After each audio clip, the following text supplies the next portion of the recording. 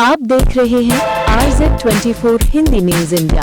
अपनी मिट्टी अपने लोग। कि पार्लियामेंट में मेरी नजरें तरसती हैं बदरुद्दीन अजमल को ढूंढते ढूंढते। जब जालिम नरेंद्र मोदी की हुकूमत ने हमारी मस्जिद, दरगाह और खानकाहों को छीनने का कानून बना रहे थे, तो मेरा दिल पुकार पुकार कर मुझसे कह रहा था कि काश अगर मौलाना बदरुद्दीन अजमल मेरे बाजू होते तो ये काला कानून नहीं बन सकता था। एक दिन मैं और बदरुद्दीन अजमल साहब इस जमीन की ग़िज़ा बन जाएंगे। ये हकीकत है जिंदगी की। मगर जब हम जाएंगे इस दुनिया से तो कोई ये नहीं कहना कि काश कोई आकर हमको हिलाकर बता देता, कोई हमको जगा देता, कोई हमको हिम्मत दिला देता कि ये वक्त उठने का है, ये वक्त उठने का है, ये वक्त बैठने का नहीं है, ये वक्त लड़ने का है, ये वक्त सीना तान कर अपने हक को मनवाने का है। तुम याद रखो, तुम उस रसूल रहमत की उम्मत हो, तुम उनकी उम्मत हो, तुम किसी से नहीं डरते सिवाय अल्लाह के। हम मरेंगे इंशाअल्लाह ताला, मगर हमारी मौत लाखों को हयात देकर देगी इंशाअल्लाह ताला। तो मेरे अजीज दोस्तों और बुजुर्गों, 9 तारीख के दिन आपको अपना एक एक कोट ताला चाबी पर बटन दबा कर देना है। ये मैं सिर्फ इस विधानसभा की आवाम से अपील नहीं कर रहा हूं, बल्कि आसाम के तमाम इंसाफ पसंद हिंदू भाइयों से भी अपील कर रहा हूं। मैं आसाम के तमाम इंसाफ पसंद हमारे ट्राइबल भाइयों से बहनों से अपील कर रहा हूं। मैं उन तमाम से अपील कर रहा हूं जो भारत के संविधान को अजीज रखते हैं। मैं उन तमाम मियाँ लोगों से अपील कर रहा हूं, ये वक्त उठने का है मेरे भाई। ये वक्त इंतशार का शिकार नहीं होना है। आपको अपने इस कौम के इस कायद के साथ खड़े रहने का वक्त है, जिसने अपनी जिंदगी आपके लिए वक्फ कर दी है। आज आपको इनको कामयाब करना है। आप अंदाजा नहीं लगा सकते कि पार्लियामेंट में मेरी नजरें तरसती हैं बदरुद्दीन अजमल को ढूंढते ढूंढते। जब जालिम नरेंद्र मोदी की हुकूमत ने हमारी मस्जिद, दरगाह और खानकाहों को छीनने का कानून बना रहे थे, तो मेरा दिल पुकार पुकार कर मुझसे कह रहा था कि काश अगर मौलाना बदरुद्दीन अजमल मेरे बाजू होते तो ये काला कानून नहीं बन सकता था। बिस्मिल्लाहिर्रहमानिर्रहीम। अस्सलामु अलैकुम व रहमतुल्लाहि व बरकातुहू। मोअज़्ज़िज़ हाज़रीन इकराम, बुज़ुर्गान कौम और मिल्लत, मेरी इज़्ज़तदार माँ और बहनों, गयूर नौजवान साथियों, मेरे बड़े भाई, मेरे मोहसिन हज़रत मौलाना बदरुद्दीन अजमल साहब, सदर AIUDF, वो सदर जमीयत उलमा आसाम, मोहतरम जनाब अब्दुर्रहमान अजमल साहब, शहनशीन पर तशरीफ़ फरमा, तमाम ज़िम्मेदारान कौम और मिल्लत, मैं सबसे पहले आप तमाम का शुक्रगुज़ार हूँ कि हज़ारों की तादाद में आज आप यहाँ पर जमा हुए हैं, और मुझे यकीन है कि आप तमाम लोगों का यहाँ पर हज़ारों की तादाद में जमा होना इस बात का पैगाम देती है कि इंशाअल्लाह ताला 9 तारीख के दिन इस विधानसभा से, बीना कांडी से, आप ना सिर्फ इस विधानसभा से बल्कि उन तमाम 29 असेंबली के कॉन्स्टिट्यूंसी से जहाँ से मौलाना बदरुद्दीन अजमल साहब के कैंडिडेट इंतखाबात में हिस्सा ले रहे हैं, इंशाअल्लाह ताला वहाँ पर भारी अक्सरियत से तमाम 29 उम्मीदवार कामयाब होंगे, MLA बनेंगे। मेरे अजीज़ दोस्तों और बुज़ुर्गों, मैं आसाम के लिए नया नहीं हूँ। 2012 में जब BTDA के इलाके में वहशतनाक और हौलनाक वाक़यात हुए थे, उस वक्त मैं यहाँ पर आया था और हैदराबाद से मैं अपने साथ 10-12 डॉक्टर्स की टीम को लेकर आया था, और क़रीब 8 से 10 दिन मैं और हमारे डॉक्टर्स, जिसकी क़ियादत हमारे मरहूम समदी डॉक्टर मज़हर अली खां कर रहे थे, और रमज़ान का मुबारक महीना था, हमको आपकी खिदमत करने का मौका मिला। बहुत से रिलीफ कैंप को जाकर वहाँ पर उनकी मदद करने का अल्लाह ने मौका था फरमाया था, और मैं उस वक्त देख लिया था कि किस तरीके से मौलाना बदरुद्दीन अजमल साहब, उनकी पार्टी, उनके तमाम दोस्त अहबाब की जिम्मेदारी से काम कर रहे थे। अब मैं यहाँ पर दोबारा आसाम को आया हूँ और मेरे आने का मकसद सिर्फ एक ही है। मैं अपनी ज़ात के लिए नहीं आया हूँ, ना ही मैं यहाँ पर अपनी पार्टी के उम्मीदवारों के वोट मांगने के लिए आया हूँ। मैं यहाँ पर अगर आया हूँ तो सिर्फ इसीलिए आया हूँ कि मेरा मानना ये है कि भारत में ख़ास तौर से मुस्लिम अक़लियत, दलित और आदिवासियों को अगर उनको उनका हक़ मिलना है और अगर वो इंसाफ चाहते हैं, वो अगर ज़िल्लत और रुसवाई से बचना चाहते हैं, तो उनको अपनी एक सियासी लीडरशिप को मजबूत बनाना पड़ेगा। और मैं इसलिए भी आया हूं कि पिछले कई साल से मैं इस बात को देख रहा हूं, महसूस भी कर रहा हूं, खून का घूंट भी पीता हूं, आंख से बाज़ वक्त आंसू भी निकल जाते जब आसाम में मियाँ लोगों पर जुल्म की दास्तानें देखता हूं, पढ़ता हूं और सुनता हूं। और तीसरी बात यह है कि मैंने हमारे बड़े भाई मौलाना बदरुद्दीन अजमल साहब का बयान सुना कि उन्होंने कहा कि असद भाई आप आओ, आकर यहाँ पर हमारी मदद करो आप।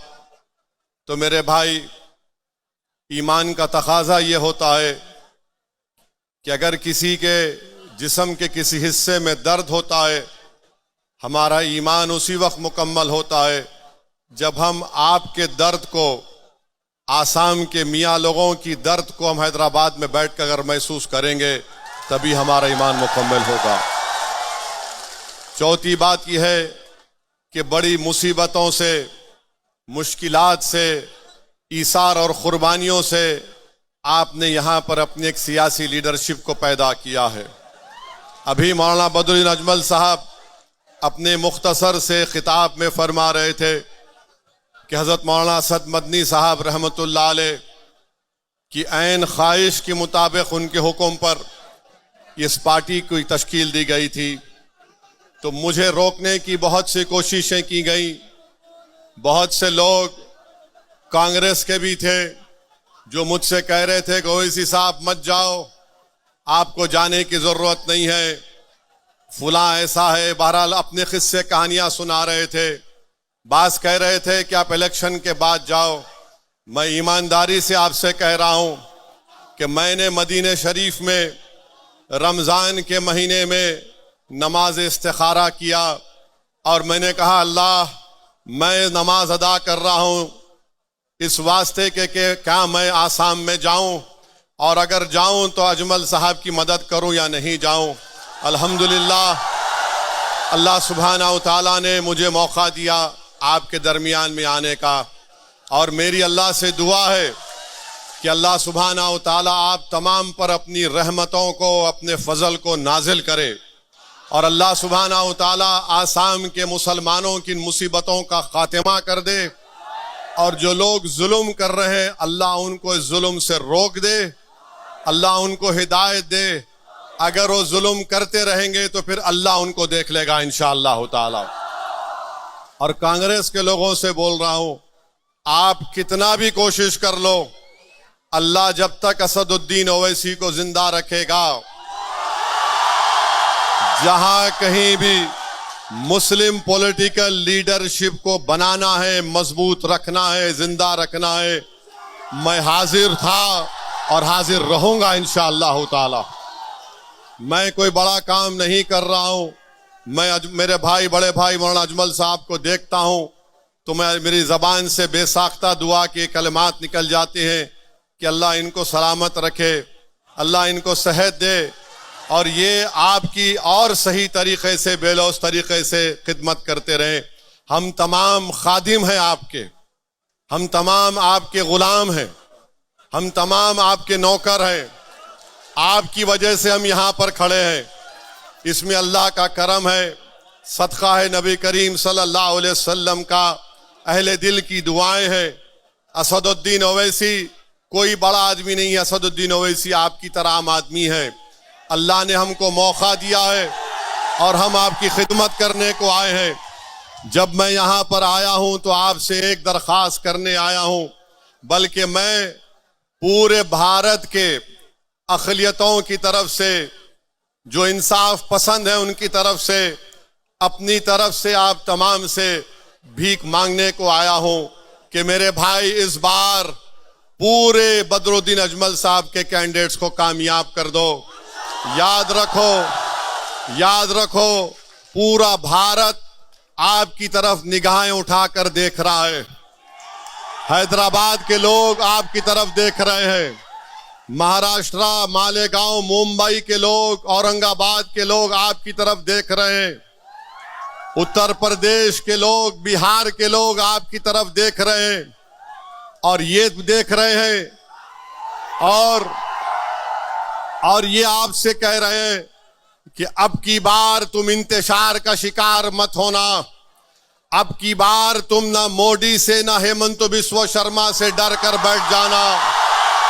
वो पुकार पुकार कर तुमसे कह रहे हैं कि असदुद्दीन ओवैसी जाओ, जाकर आसाम के उन गयूर लोगों को बोल दो कि जिनके घरों से बेघर कर दिया गया, अगर हम तुम्हारे साथ खड़े नहीं हैं मगर हम रातों में उठकर तुम्हारे लिए दुआ कर रहे हैं।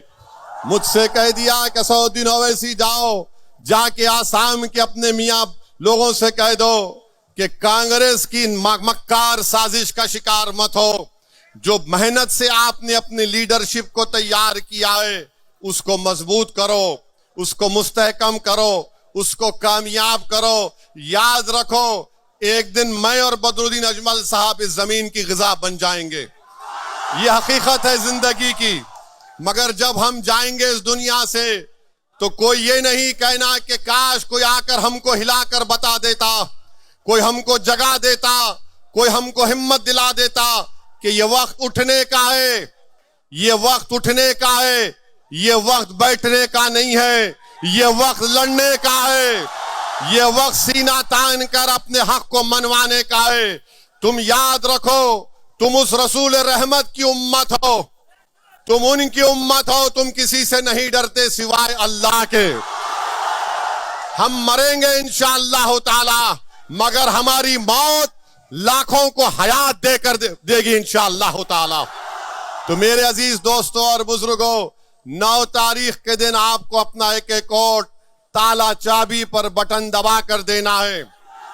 ये मैं सिर्फ इस विधानसभा की आवाम से अपील नहीं कर रहा हूं, बल्कि आसाम के तमाम इंसाफ पसंद हिंदू भाइयों से भी अपील कर रहा हूं।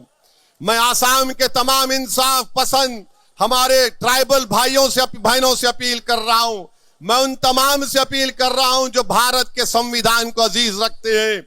मैं उन तमाम मियाँ लोगों से अपील कर रहा हूं, ये वक्त उठने का है मेरे भाई। ये वक्त इंतशार का शिकार नहीं होना है। आपको अपने इस कौम के इस कायद के साथ खड़े रहने का वक्त है जिसने अपनी जिंदगी आपके लिए वक्फ कर दी है। आज आपको इनको कामयाब करना है। आप अंदाजा नहीं लगा सकते कि पार्लियामेंट में मेरी नजरें तरसती हैं बदरुद्दीन अजमल को ढूंढते ढूंढते। जब जालिम नरेंद्र मोदी की हुकूमत ने हमारी मस्जिद, दरगाह और खानकाहों को छीनने का कानून बना रहे थे, तो मेरा दिल पुकार पुकार कर मुझसे कह रहा था कि काश अगर मौलाना बदरुद्दीन अजमल मेरे बाजू होते तो ये काला कानून नहीं बन सकता था। मैं आपको जज्बात में लाने के लिए नहीं कह रहा हूं, अल्लाह जानता है। मैं पार्लियामेंट में बैठे बैठे ये महसूस कर रहा था कि काश आसाम के मुसलमान अजमल साहब को कामयाब कर देते, बिहार के लोग हमारे अख्तरुल ईमान को और महाराष्ट्र के लोग मेरे छोटे भाई सैयद इम्तियाज जलील को कामयाब कर देते, तो हम उस काले कानून को रोक सकते थे। मगर खैर, अल्लाह के फैसले अल्लाह जानता है। अब आपको ये दिखाना है कि आप अपना एक एक वोट ताला चाबी पर लगाएंगे। 51 बरस 200 दिन कांग्रेस को सत्ता मिली आसाम में। क्या मिला मियां लोगों को? मियां लोगों को मिला डिटेंशन मिला, मियां लोगों को फॉरेनर्स ट्राइब्यूनल मिला, मियां लोगों को वो तमाम बीटीडीए के वो तमाम मामलात मिले जिसमें हम बेघर हो गए। 51 बरस में वही कानून लैंड ग्रैबिंग का बनाया गया था। कौन था मंत्री? रकीबुल मंत्री थे। उस कानून का इस्तेमाल करके आज ये हेमंत बिस्वा शर्मा जो वक्त का फिरौन बना हुआ है, अल्लाह उसको देख लेगा इंशाअल्लाह ताला। तो कांग्रेस, बीजेपी, मोदी, हेमंत बिस्वा शर्मा, गोगोई ये कभी नहीं चाहेंगे कि तुम्हारी एक आजाद सियासी लीडरशिप पैदा हो जाए। आपको याद दिला रहा हूं, बरसों पहले एक सियासी पार्टी बनी थी, कांग्रेस ने उसको खत्म कर दिया। मुझे बदनाम करते हैं, ये बी टीम है, ये फुला टीम है। सुनो कांग्रेस के दल्लालों, तुम जितनी गाली दे सकते हो मुझे दे दो। मैं तुम्हारी गालियों से और झूठ से मुतासिर होकर घर में बैठने वाले का नाम असदुद्दीन ओवैसी और बदरुद्दीन अजमल नहीं है। तुम जितना बोलोगे हम उतनी ज्यादा मेहनत करेंगे। और सुन लो हेमंत बिस्वा शर्मा, बीजेपी आरएसएस वालों, तुम मारना चाहते ना हमारे को, तुम हमारी कमर तोड़ना चाहते ना। हेमंत बिस्वा शर्मा 9 तारीख से पहले बता दो, गुवाहाटी के चौराहे पर तुम बोलो कि इस चौराहे पे ओवैसी को मारूंगा, मैं आने तैयार हूं, मैं मरने तैयार हूं आसाम के गरीबों के लिए। तुम्हारी ये धमकी हमको डरा नहीं पाएगी। अरे मरना तो सबको एक दिन, कभी मैं जाऊंगा तो तुम भी जाओगे, मगर ये डराने की सियासत अब काम में आने वाली नहीं है। ये मजमा बता रहा है हेमंत बिस्वा शर्मा कि अब हम डरने वाले नहीं हैं, तुम्हारे सामने खड़े होकर अपना हक मनवाएंगे। ये मजमा पुकार कर कह रहा है कि जो बेघर हुए हैं इंशाअल्लाह बदरुद्दीन अजमल के उम्मीदवार कामयाब होकर उनके सर पर इंशाअल्लाह अल्लाह ताला छत बनाकर उनको घर देंगे इंशाअल्लाह ताला। ये मजमा पुकार कर कांग्रेस से कह रहा है, ये मजमा पुकार कर कांग्रेस से कह रहा है कि अब 51 बरस के बाद तुम्हारी मक्कारी का शिकार नहीं होने वाले। अब हम अपने मुकद्दर के फैसले करेंगे। अब हम अपने मुस्तकबिल के रास्ते बनाएंगे, चाहे रास्ते में पहाड़ आ जाए, जालिम आ जाए, तूफान आ जाए। जिसके हौसले पाक होते हैं अल्लाह उनको चरागों तूफानों में चराग उनका जला देता है और ये चराग जलेगा इंशाअल्लाह ताला। तो मेरे अजीज दोस्तों और बुजुर्गों, मेरी आपसे एक ही गुजारिश है कि एक एक वोट को इस्तेमाल करो, डरने और घबराने की जरूरत नहीं है। ये कांग्रेस जो आसाम की कांग्रेस है और ये बीजेपी जितने लोग गए ये सब कांग्रेस से गए हैं, ये सब कांग्रेस से गए हैं। यहां से ग्रेजुएशन किए, वहां पर जाकर मास्टर्स की डिग्री लिए बर्बादी और जुल्म करने में। मेरी आपसे गुजारिश है कि मुत्तहदा तौर पर अपने एक एक वोट का इस्तेमाल करिए। अल्लाह मेरी आवाज को उन तमाम इलाकों में अपने फजल और करम से पहुंचा दे। जो कोई भी AIDUF का उम्मीदवार है उसके हक में वोट का इस्तेमाल करिए। कैंडिडेट बदरुद्दीन अजमल नहीं है, कैंडिडेट हर एक आप आदमी है। आप कैंडिडेट है, आप कैंडिडेट है, आप कैंडिडेट है, बल्कि पूरे आसाम का मियां कैंडिडेट है इस इलेक्शन में इंशाअल्लाह ताला। और सुन लो डराने वालों, जब तक मियां जिंदा है दुनिया जिंदा रहेगी। हम जिंदा रहेंगे, मस्जिदों में हय्या अलल सलाह हय्या अलल फलाह कहते रहेंगे। मस्जिद के बाहर आएंगे तो हर मुसीबत पे कहेंगे ला इलाहा इल्लल्लाह। तो अब हमको डरना नहीं है। अल्लाह ने आपको एक क़यादत दी है, इसको नेमत समझिए। ये आपकी क़यादत है, अजमल साहब की नहीं है, मेरी नहीं है। इसको आपने अपने खून पसीनों से आंसुओं से बनाया है।